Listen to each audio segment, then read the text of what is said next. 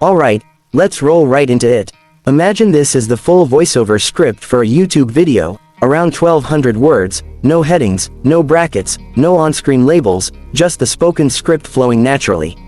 If you've been waiting for an American muscle revival that doesn't just echo nostalgia but completely reinvents it, then today is your day. Because we're taking a deep dive into the 2026 Plymouth Barracuda, a name pulled straight out of the golden age of rubber-burning legends and brought back with a modern twist. This is a car that's been teased, rumored, debated, and dissected online for years, and now that it's finally here, it's time to break down everything, interior, exterior, performance, and pricing, to see if this icon lives up to the hype. The moment you first walk up to the 2026 Barracuda, the car hits you with a stance that's equal parts aggression and sculpted elegance. The designers clearly studied the original lines from the late 60s and early 70s, but nothing about this car feels retro for the sake of retro. Instead, they took the spirit of the old Barracuda and fused it with modern aerodynamics, LED technology, and the kind of precision shaping you only get with today's manufacturing. The front fascia sits low and wide, with a split grille that almost snarls at you. The headlights are narrow, sharp, and tucked back slightly, giving the car a predatory look, especially when those sequential LED running lights kick in. One of the coolest exterior details is the hood. Depending on the trim, you can get a functional shaker intake that vibrates with the engine. It's a nod to muscle car history but executed with modern carbon fiber and heat venting that actually improves cooling at high RPM. Walking around the side, the first thing you notice is how taut the silhouette is. The roofline sweeps low toward the rear, and the car seems to squat over its rear wheels like it's ready to leap forward.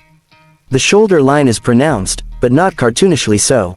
Plymouth kept it clean, confident, and muscular without falling into the trap of overstyling.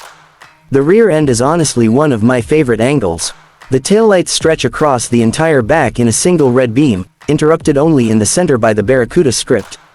Quad exhaust tips are integrated into the diffuser, and if you go for the high-performance trim, they're wrapped in a satin black finish that pops against brighter paint colors. If the exterior is all about honoring the muscle car legacy, the interior is about rewriting it.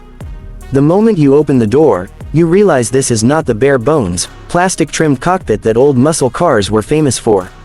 Instead, the 2026 Barracuda steps firmly into the premium performance territory. You're greeted with a cabin wrapped in soft-touch materials, stitched leather, and real metal accents. The driver's seat hugs you without feeling restrictive, with power bolsters that adjust automatically as you switch drive modes. Even the base model feels upscale. Front and center, you get a fully digital instrument cluster that can be configured in multiple themes. My favorite is the retro performance view that recreates the old-school round gauges in digital form, complete with a tachometer that glows red around the edges as you climb through the RPMs. The infotainment screen is cleanly integrated, not tacked on like an afterthought, and the interface is surprisingly smooth.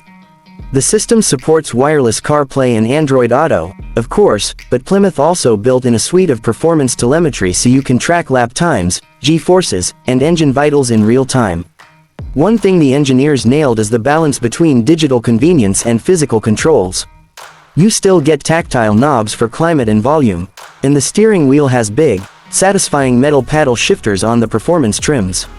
The seats in the top-tier models come with Alcantara inserts for grip during spirited driving, and heating and ventilation come standard across the lineup.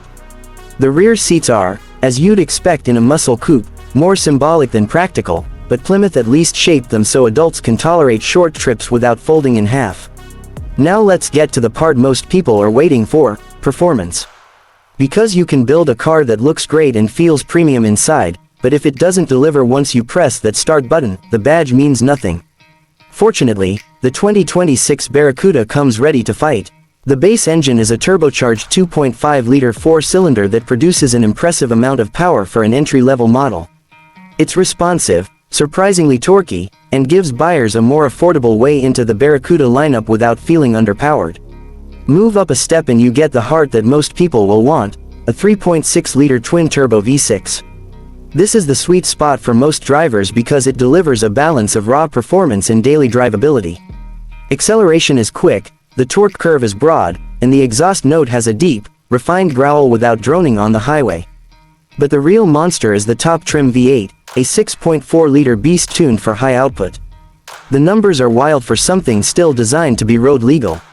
Press the throttle and it launches forward with the kind of violent enthusiasm that makes you check twice to see if you're still in control. The exhaust is loud enough to rattle windows but tuned in a way that still sounds engineered rather than chaotic. And yes, there's a track mode that sharpens the steering, tightens the suspension, and opens up the exhaust valves for the full symphony. Speaking of suspension, the Barracuda doesn't fall into the old trap of being fast only in a straight line. The 2026 model gets adaptive dampers, a stiffened chassis, and a multi-link rear setup that delivers actual agility. Take it through a series of curves and the car stays composed and confident, especially with the V6 or V8 models which get upgraded brakes and a wider tire setup. It's still a muscle car at its core, so you feel the weight and the power, but it's far more refined than anything wearing the Barracuda badge in the past. Fuel economy isn't going to impress anyone, but that's not why you buy a Barracuda. What does matter is how carefully Plymouth tuned the throttle, transmission, and suspension so the car can transform from a weekend warrior to a comfortable daily driver at the push of a button. Even the loudest exhaust mode can be tamed when you need to slip quietly through your neighborhood. Now let's talk pricing, because this is where things get interesting. Plymouth clearly wanted to position the Barracuda as a muscle car that can compete with modern performance coupes without going into exotic territory. The base model keeps things accessible, landing at a price that undercuts many competitors while still giving you strong performance and a premium interior. The V6 trim rises into the mid-level sports car territory, offering the best mix of features, power, and value. The V8, of course, is the most expensive, but considering the performance numbers it puts out and the upgrades it includes, it still offers surprising value against cars with similar horsepower. What's even better is the customization. You can choose from performance packs, appearance bundles, interior upgrades, and track-focused options, allowing buyers to build something tailored to how they want to use the car. Whether you want a comfortable daily coupe with muscle roots or a barely road-legal rocket for weekend track days, the Barracuda lineup has something ready for you. So, does the 2026 Plymouth Barracuda live up to the legend? Absolutely. It's not just a nostalgia play. It's a modern muscle car that respects its heritage while evolving into something far more refined and capable. It looks aggressive, it feels premium, it sounds incredible, and it drives with a balance of power and precision that shows Plymouth wasn't messing around. Whether you're here for the raw thrills or the return of a name that helped define an era, the new Barracuda is more than ready to earn its place in the modern performance world. If you enjoyed this deep dive, make sure to subscribe for more reviews, more test drives, and more automotive legends reborn.